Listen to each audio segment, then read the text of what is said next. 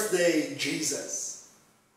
Alam nyo, sa aming mga paaralan sa Barcelona Academy, nasanay na ang mga mag-aaral, mga guro, mga administrador, pati ang mga magulang na bukod sa Merry Christmas and a Happy New Year ang batian sa kapanahon ng Kapaskuhan, ang bati rin namin ay Happy Birthday, Jesus! Ba't nga naman hindi? Kahit paano mo pagbalik-baliktarin at kahit paano mo ipaliwanag, ang Pasko ay talaga namang pag-aalala sa kaarawan ni Hesus Kristo, ang ating Panginoon at manunubos.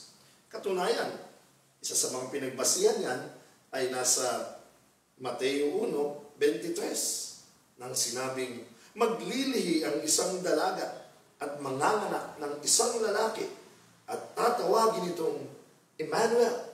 Ang kahulugay, kasama natin ang Diyos.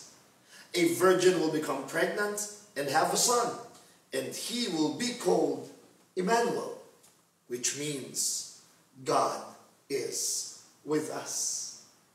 Kaya mahirap na ihiwalay mo ang Diyos sa usapin ng Pasko.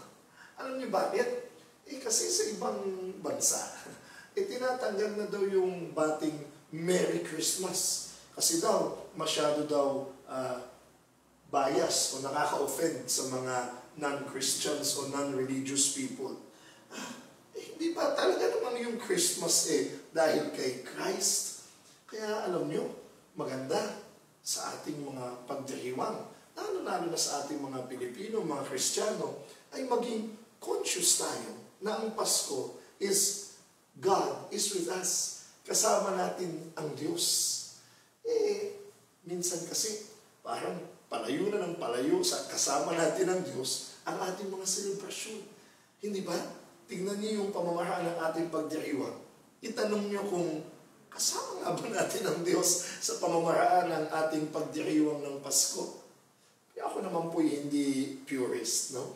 Ako na may naniniwala at nakikiisa sa mga parties. Naku, kabila din ang aming mga parties na dinaluhan. At ako mismo nagpapaparty. At may mga bigayan ng regalo, may mga handa, at kabila din ng mga reunion, at ng mga kaibigan, at ng mga kamag-anak. Ba't nga naman hindi?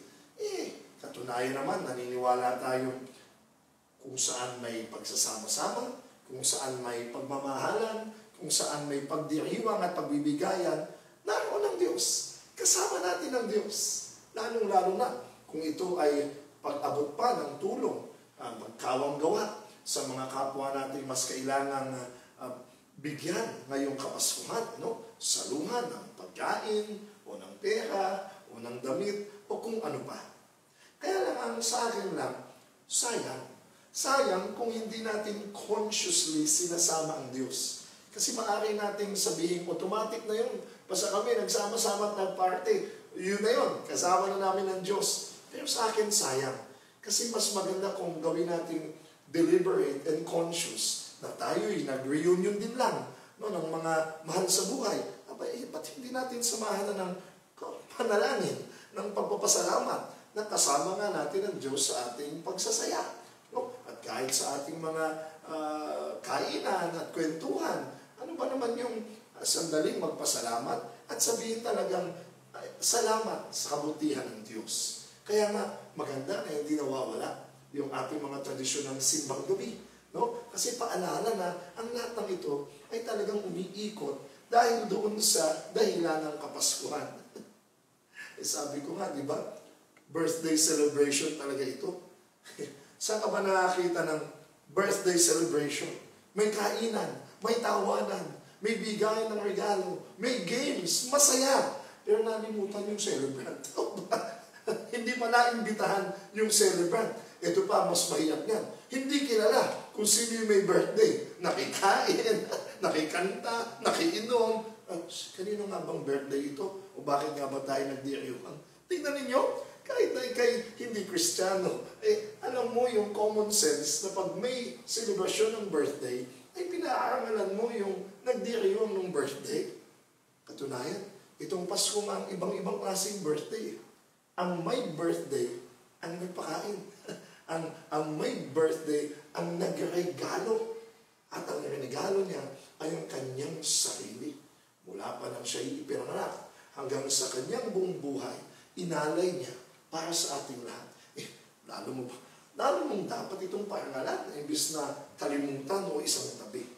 Kaya alam nyo, ngayong Pasko, huwag natin tanggalin si Christ sa Christmas.